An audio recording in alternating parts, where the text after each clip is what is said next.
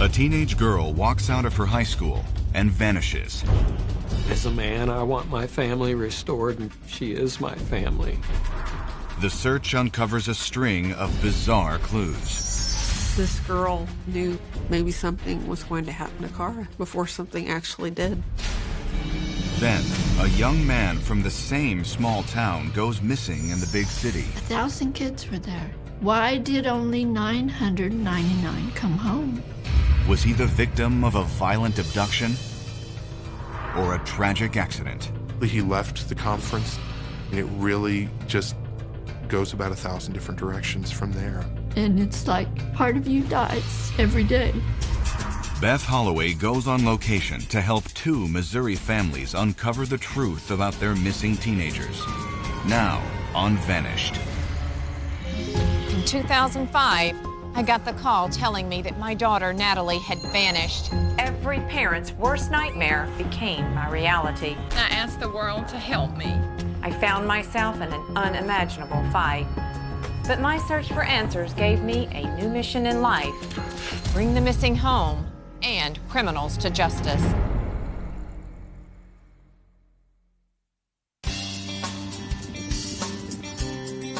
Belton, Missouri. A quiet suburb of Kansas City. One that's always enjoyed the comfort and security life in the heartland provides. And in 1996, Belton's the place Kara Kopetsky and her mother Rhonda call home. Though Kara maintains contact with her dad, Mike, Rhonda is now raising Kara as a single mom. I really kind of thought that it was just going to be me and Kara for the rest of our lives.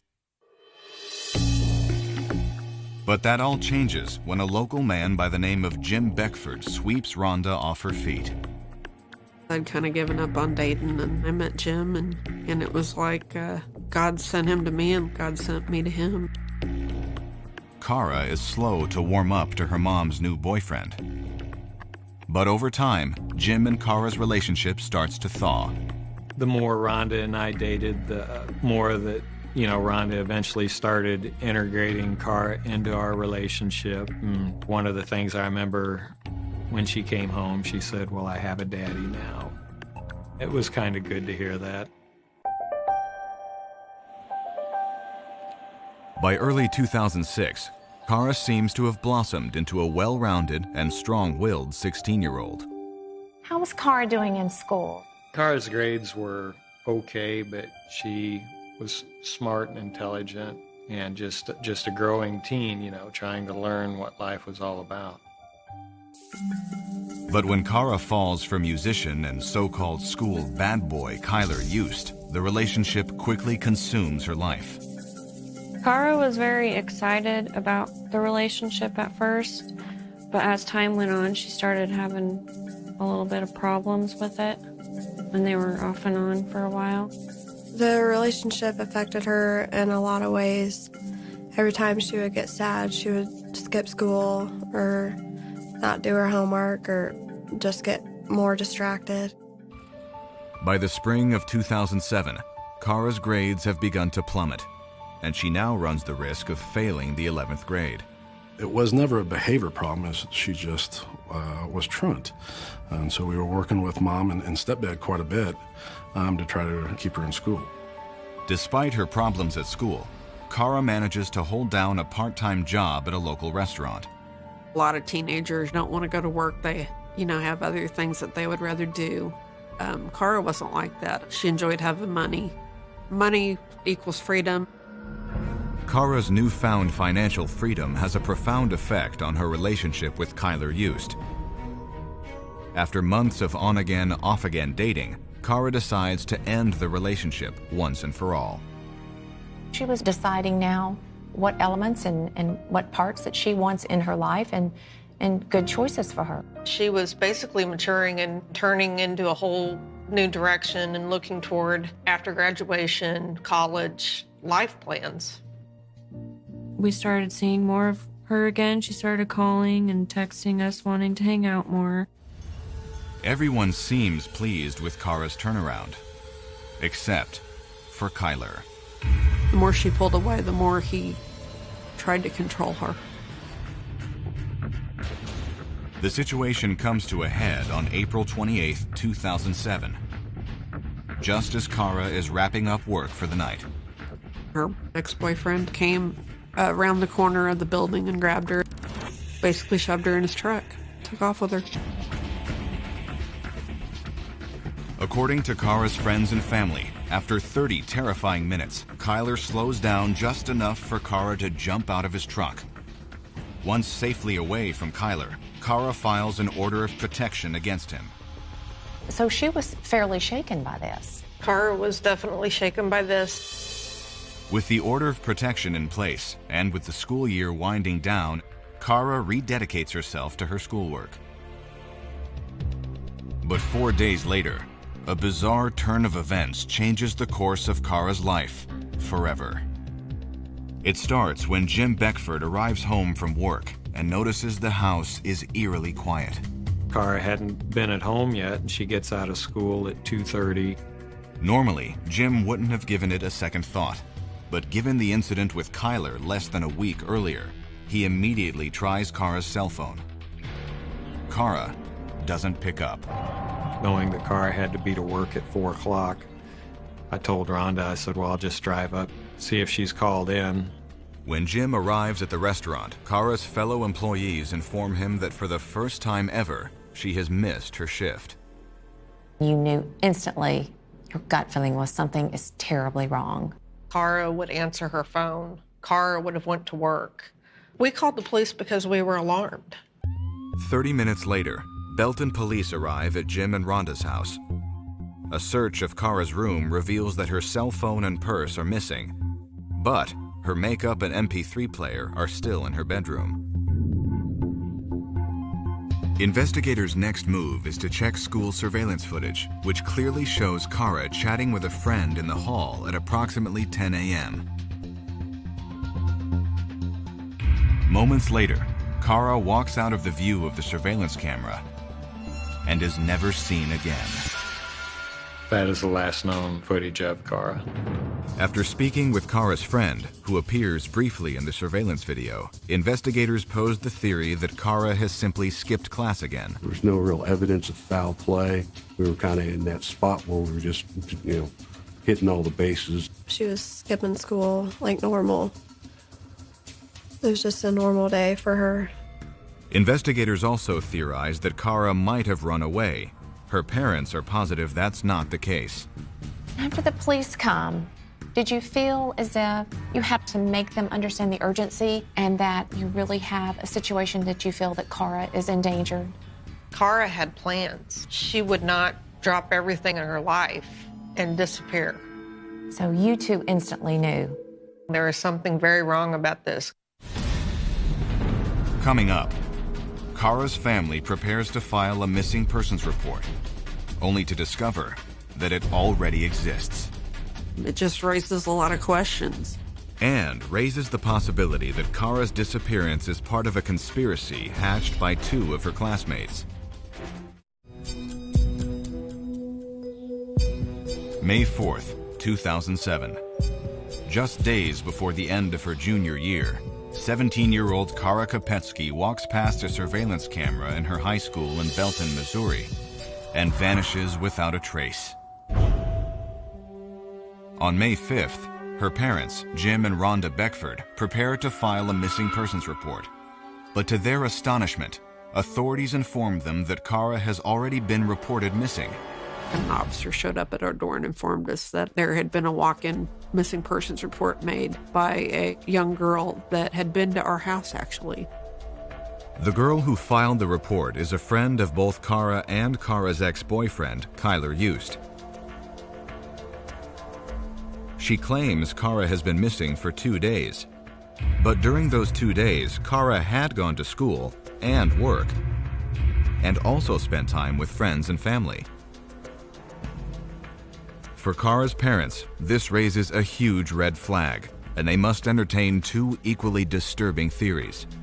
Either the friend knew something bad was going to happen to Kara before she vanished, or multiple people were involved in her disappearance.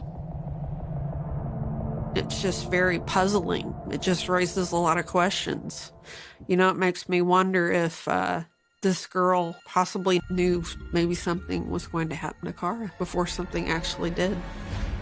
Investigators question Kara's friend about her relationship with Kara and Kyler Yost. They also press her for details about why she filed the missing persons report before Kara ever disappeared. But it soon becomes clear that Kara's friend filed the report out of genuine concern. She hadn't seen Kara in a few days and hadn't been able to get a hold of her, so she thought that was unusual, and she was worried. Given Kara's recent encounter with Kyler Yost, investigators feel Kara's friend has every right to be worried. And while Kara's disappearance may be no conspiracy, her parents are increasingly convinced Kyler Yost is to blame. With the situation that had occurred with Kyler a few days before the abduction, did you have an initial gut reaction or feeling that this could be playing out again? I really didn't feel that there was any other persons of interest, really. But when Kyler is brought in for questioning, he tells police he had no idea Kara was even missing. Police ask Kyler to give them a detailed account of his whereabouts the day Kara vanished. Kyler informs them he was with his grandfather at the time. He maintained, and police confirmed, that he had an alibi at the time of Kara's disappearance. And he passed a lie detector test. The polygraph, coupled with his seemingly airtight alibi, appear to exonerate Kyler Yost. With no other leads, police turn their attention to Kara's family. Mom Rhonda and stepdad Jim are questioned and cleared, as is Kara's biological father, Michael Kopetsky. With the clock ticking and no official suspects, Kara's parents are beginning to panic. It's sure hell. It's a nightmare. It's like being in the eye of a hurricane. It's like everything else is going on around you, and you feel like you're in limbo. And though friends, family, and investigators are all working around the clock to find her, 4 weeks later, there is still no sign of Kara. In these type of investigations, you have to keep an open mind, the various things that can happen. And yes, there can be runaways, but also there could be an actual abduction that occurred. But events unfolding in nearby Overland Park, Kansas, are about to drastically alter the course of the investigation.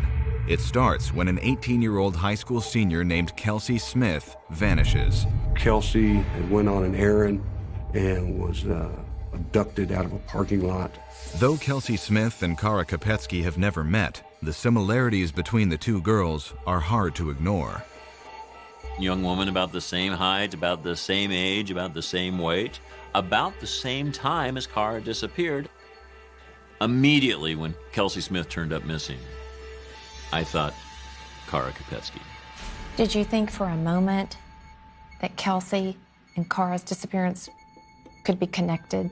We're faced with another what if. What if this person who had abducted Kelsey had somehow saw Kara walking from the school?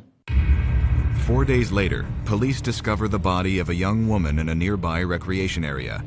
They are convinced it is either Kelsey or Kara, and they immediately notify both families of the discovery. But it will be 24 hours before the cops can formally ID the body. Those were probably the longest 24 plus hours of my life. Your stomach starts to churn and you think you're gonna lose it and gonna start crying, and you just try to hold it together. When the body is identified, it's not Kara, it's Kelsey Smith. It had to just stop your heart. And as a parent, when you find out it's not your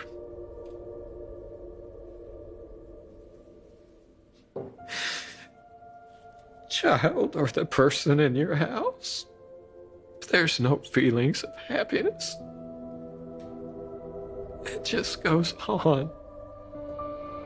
No sooner have Jim and Rhonda offered Kelsey Smith's parents their heartfelt condolences than police arrest a suspect for Kelsey's murder, 26-year-old Edwin Hall.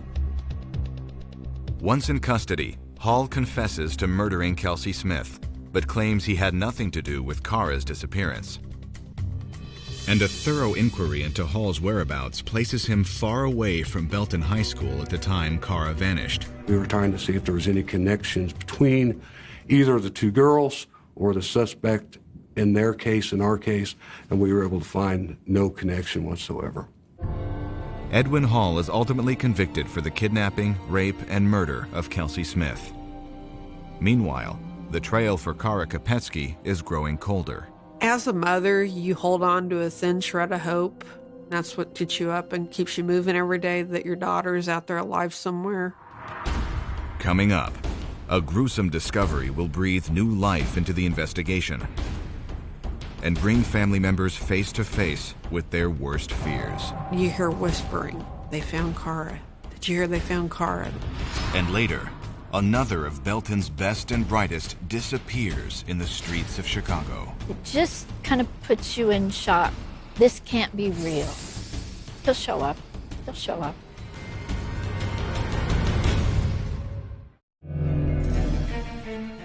It's been nearly 5 months since Cara Kopetsky vanished from the quiet town of Belton, Missouri. As legitimate leads begin to taper off, Cara's parents worry that the memory of their daughter has begun to fade among the people of Belton. We decided that we were not going to let Cara's presence not be noticed or remembered. October 2007. The Beckfords decide to remind their hometown that Cara is still missing. It would have been Cara's senior year homecoming. We decided that we were going to put a float in the homecoming parade. Just as the parade is getting underway, the Beckfords are blindsided with some gut-wrenching news. The captain from the Belton Police Department came and informed us that a body had been found in Belton, just off 71 Highway. When you're hearing this news, a set of remains found. Did you think this time is it? It's Cara? I started to get really emotional at first, and I kind of said to myself, don't overreact. We don't know for sure yet that it's Cara. But identifying the body will require time and some vital information. He asked me if I could go and get Cara's dental records. When you're waiting on the results, it has to seem like years are passing, and it may only be a couple of days. It was over 24 hours before we actually got the news back from the dental records. So I just kept my feelings in check and kept my emotions in check until we heard something. I've been with that family as they've gone through this ordeal, and it's grueling. It's grueling to watch what they're going through. You wait hour by hour by hour as police determine, if not the identity of the body, at least enough information that it's not Cara. Finally, Jim and Rhonda get the call. The body is not Cara's. It ended up being a murder victim out of actually Kansas City. And then they had just basically brought her out to Belton to dump her body. So many times the family, they've been given these moments of hope, only an hour later or 2 hours later for that hope to just collapse upon them. And as the months turn into years, investigators begin to wonder if they'll ever unravel the mystery surrounding Cara Kopetsky's disappearance. If it's something where somebody reports that they saw somebody who looked like Cara working in a gas station in St. Louis, we'll call the St. Louis Police Department, have them go check that gas station. More often than not, it's just somebody that resembles Cara to some extent.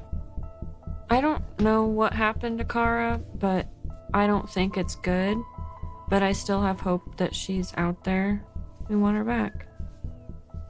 Do you still have hope that one day you will receive the answers that you have been so desperately seeking? That's all you can do is hope and pray, and you hope that every day brings the answers that you're looking for. I feel that that person out there who knows something is watching, and I want them to know that we're not going away. Until we find her, she's returned, or I retire and somebody else moves in and takes over. It's going to be open until we solve it. Kara Kopetsky was last seen in Belton, Missouri in May of 2007. She is 5 foot 5 inches tall, with hazel eyes and a small scar on her forehead. Today, she would be 21 years old. If you have information about the disappearance of Kara Kopetsky, please go to mylifetime.com/vanished and click on the tips button. Coming up, Kara Kopetsky's disappearance isn't the only one that haunts the town of Belton. The year is 2006, and Jesse Ross is a college sophomore with world-class potential. He just had so many things going for him. He had a big future. Until one night, on a class trip to Chicago, Jesse disappears. 1,000 kids were there. Why did only 999 come home? There's just too many questions that aren't answered. It's really, really disturbing. Beth Holloway reopens the case of another Belton teenager to help his family find out what really happened to their son.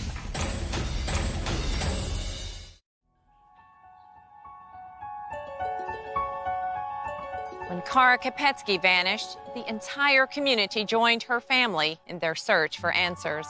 But what if those answers were 500 miles away from home in one of America's largest cities? For another Missouri family, that's exactly where their nightmare began. Like Kara Kopetsky, Jesse Ross calls Belton, Missouri home. Intelligent, athletic, and quick-witted, in the fall of 2005, Jesse enrolls at the University of Missouri and begins to build a bright future. What were some of Jesse's goals and dreams? His major was communications. His minor was politics, and I think he wanted to interweave those two into some type of career. He loved life, and he loved people, and he had a big heart. By his sophomore year, Jesse has begun to dabble in music recording and PR. He's also landed an internship at a local radio station, working on air with local DJ Chantal Savage. We called him Opie on the radio because he had red hair, and he reminded us a lot of Opie from the Andy Griffith Show. Hey, so I'm like totally falling in love with Opie. Is he single? Opie, what do you think about that? How do you feel about guys that live in their parents' basement? The city fell in love with him. They loved everything about him, his humor, his conversations with us. He was just a very lovable character. In addition to his on-air gig at 95.7, Jesse balances a full course load at school and has become an active member in the university's Model UN team. Every fall, Model UN delegates from across the country gather in Chicago for a 3-day conference. The trip has become the highlight of Jesse's year. He didn't like to stay in one place for too long. He liked getting out and meeting new people. He liked going to new places and exploring. He'd been real excited about going up there. On November 18th, Jesse waves goodbye to his father, Donald, and sets off for the Windy City. I dropped him off here at the university. And you feel like, we'll see him in 4 days, so it's not a big deal. Over the next 2 days, the majority of Jesse's time is spent debating world issues at the Sheraton Towers Hotel in downtown Chicago. But Jesse has more than just meetings in mind. Every night, he sets out into the city. He just was going to visit some of the local bars and clubs and things.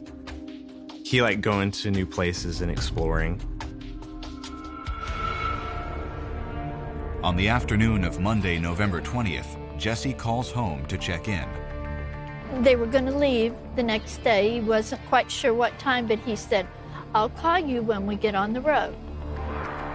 But the following morning, Jesse doesn't call. Did you have any feelings of apprehension at all? I mean, this was his second year. It's a college-sponsored event. Why should we have any doubts? What the Rosses don't know is that very real concerns about Jesse are mounting. Prior to departing, faculty chaperone Derek Moorhead does a head count and is 1 student short. Jesse's fellow students begin frantically searching for him. I pulled our students and said, okay, Model UN's over. We need to find our student. So what I need you guys to do is quit the exercises and start working the rooms for people who knew Jesse.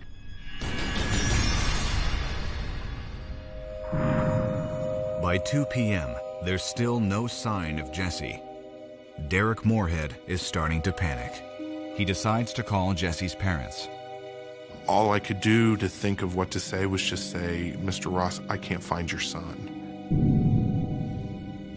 Tell us about getting that call that Jesse was missing in Chicago. I picked the phone up, and it was one of the sponsors from Chicago. They called me. They advised me that they weren't sure where Jesse was, that he hadn't shown up when it was time to leave. I believe at that time they said they had people out looking for him and that they would get back to me as soon as they knew something.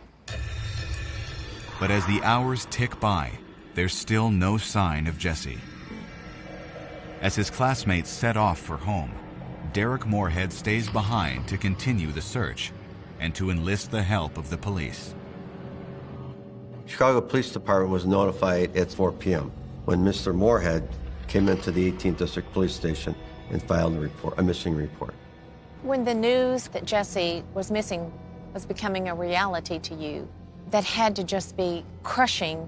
That's like a parent's worst nightmare. It just is. The love you have for a child, my love for my boys is so strong and emotional. It's really scary. As the Rosses try and absorb the impact of what's happening in Chicago, Derek Moorhead is walking detectives through Jesse's last known steps. The last night before the conference ends, which is Monday night, the organization sponsors a social. There was drinking going on in various rooms, but no parties, I would say. No fraternity parties, no crazy drinking, more of a social drinking. Between 10 p.m. and 1 a.m., Jesse is seen in the Sheraton Tower sipping a cocktail disguised as a sports drink. I know that Jesse was part of the security council, and they were going to have a mock gathering later in the evening that he was going to have to go to. After stopping by his room at the nearby Sheraton Four Points, Jesse walks the 7 blocks back to the conference to attend his meeting at 2:30 a.m. At 3 a.m., the meeting adjourns for a 30-minute break. Jesse exits the conference room, presumably to use the restroom or grab a quick drink. But Jesse never returns. What was the last time that Jesse was seen? Jesse got out from his chair, walked to the back of the room and through these double doors. Officially, that's the last time anyone has seen anything of him. What in the world has happened to Jesse Ross? 14 hours into his disappearance, Chicago investigators are scrambling to find out. There were 1,200 students at this convention staying at 3 different hotels. And maybe he met somebody and went over to one of their hotels. But room-to-room inspections at all 3 hotels come up empty. Desperate for a lead, police turn their focus to hotel surveillance footage and get a hit.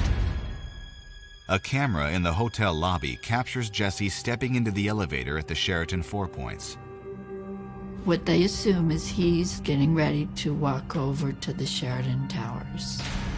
But the timestamp on the video reads 1 a.m., long before Jesse's fellow conference-goers saw him leave the meeting at 3 a.m. A thorough review of the other security cameras reveals no trace of Jesse. Did he have a cell phone on him? Yes, his cell phone was active until maybe 10 minutes after he left the meeting room. Did they ever have any pings from his cell phone at any towers? The last time they could document was that 10-minute time frame. At that point, his phone went dead. One explanation for the dead phone may lie in Jesse's commute to the conference.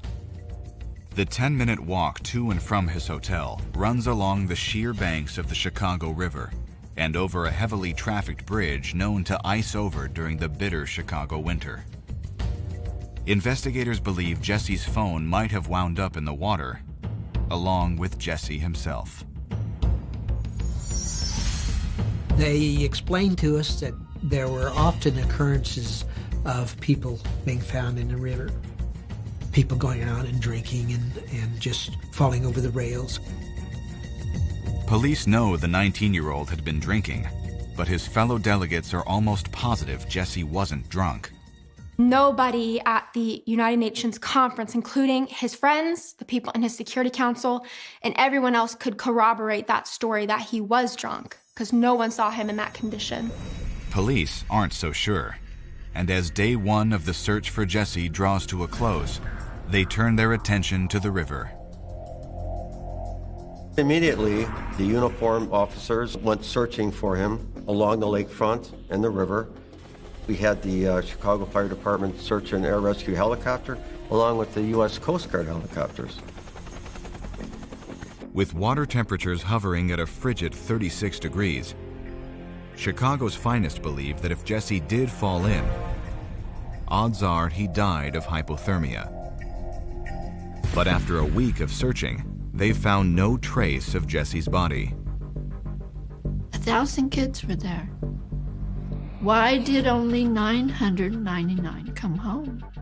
It makes no sense. Where did Jesse turn left instead of right? What did Jesse do different than these other kids? Police have urged the Rosses to remain in Belton until the preliminary investigation is complete. But a week into their son's disappearance, the Rosses decide to take the search for Jesse into their own hands and make plans to drive up to Chicago. But just as they are preparing to leave, a violent blizzard tears through the Midwest, severing all routes to the city. It's a parent's worst nightmare. It really is. I mean, we're down here, he's up there. We just felt isolated. It's like having all the answers or having all the things you wanted to know so far away. But the Ross family's darkest hours are yet to come. Police called and said that they had discovered a body.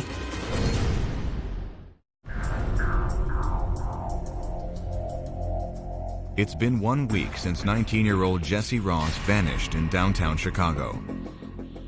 Police have traced his last known whereabouts to a 3 a.m. meeting at the Sheraton Towers Hotel. But they have no clue what happened to Jesse after that. Police have turned their search to the frigid Chicago River. 500 miles away in Belton, Missouri, Jesse's parents are desperate to get to Chicago and find their son. But a fierce blizzard is preventing travel to the city.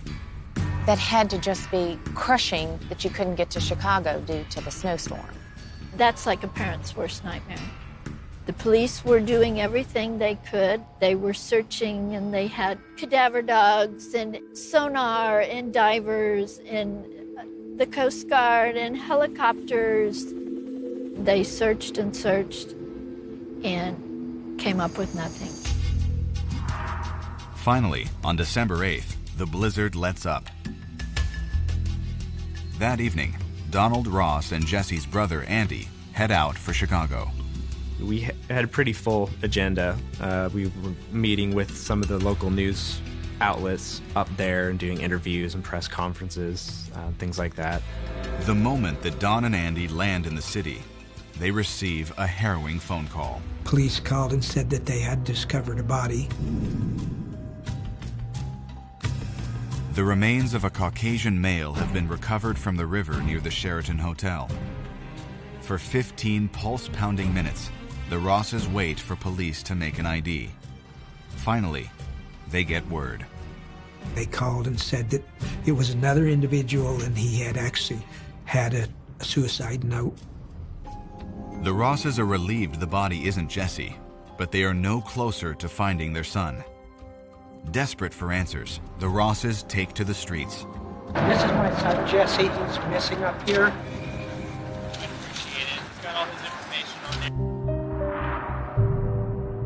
But after 2 days in the city, Andy and Don return home without any new information about Jesse.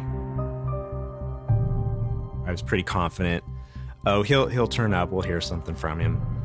And then as more time passed after that, it just started to dawn on me that maybe we weren't going to hear anything from him, maybe something bad really had happened.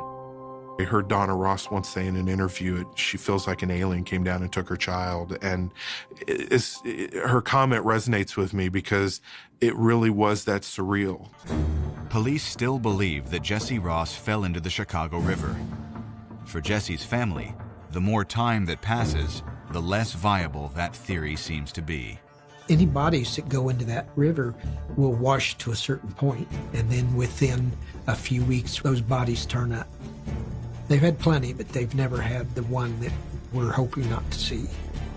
With no body and no evidence of a crime, some have suggested the possibility that Jesse does not want to be found. Was there anything about Jesse's personality that would lead you to think that he might just want to go away? The radio station was going to make him a paid employee on the air. He was so excited and had all his friends to come back to, and no, what child would walk away from all of that? Could someone have abducted or even murdered Jesse? If so, why? There's just too many things about it that are hazy and unclear, and just there's too many questions that aren't answered. You get to thinking about it, and just all the possibilities of things that could happen to him is really disturbing. 4 years go by, and the whereabouts of Jesse remain a mystery. Then, in December 2010, Jesse's friend and fellow delegate, Megan Heimer, steps forward with one last clue. A CD she believes Jesse had on him at the time he disappeared, which, according to Megan, contained music by the local band Jesse was managing. It's something Megan believes investigators overlooked, but could hold the key to Jesse's disappearance. He had a McCD and he had a flyer, and it was like a neon yellow flyer about this rave or some party that I think a DJ was gonna be at, and he wanted to take this CD. He had some recorded music that he had been involved with, and he was interested in presenting this to individuals that might be there. Both Megan and the Rosses believe that if police can pinpoint the origin of the yellow flyer, it will draw them one step closer to finding Jesse. There's just one problem. I asked, several people if they had found the flyer in his room about the rave, and a lot of his stuff had gotten thrown away. No one probably thought it was of any value, but he did mention going. Could the young DJ have ditched the conference to explore Chicago's music scene? And if so, what or who kept him from coming home? In the end, investigators are unable to determine the rave's location or its promoter, and the band who Jesse helped promote has no knowledge of him planning to meet with anyone in the Windy City about their record. Ultimately, Megan Heimer's tip raises more questions than answers. Could he have been lured? Was he trusting? Was he innocent? Yes, he was all those things. So it's possible. Though the theories of what happened to Jesse have multiplied over the years, only one concrete fact remains. He left the conference, he left the building. I mean, it really just goes about 1,000 different directions from there. It's been more than 4 years since Jesse Ross vanished, but his family remains committed to uncovering the truth about his disappearance. And like Kara Kopetsky's family, they're doing everything they can to preserve their son's memory in his hometown of Belton. Each year we have an annual event on November 21st or close to it, the date he disappeared. It's called Opie Fest. It's just food, music, memories. And the band that Jesse managed, they come to Opie Fest, and we raise some funds and some awareness for Jesse. That's a beautiful way to remind people of the person, the faces and the names of the loved ones that are still missing. Hopefully, someone will see something or have known something and contact law enforcement. We know we'll see Jesse again. I know I will.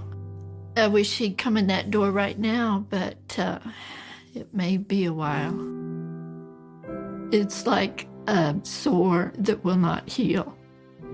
The pain and anguish, it's devastating.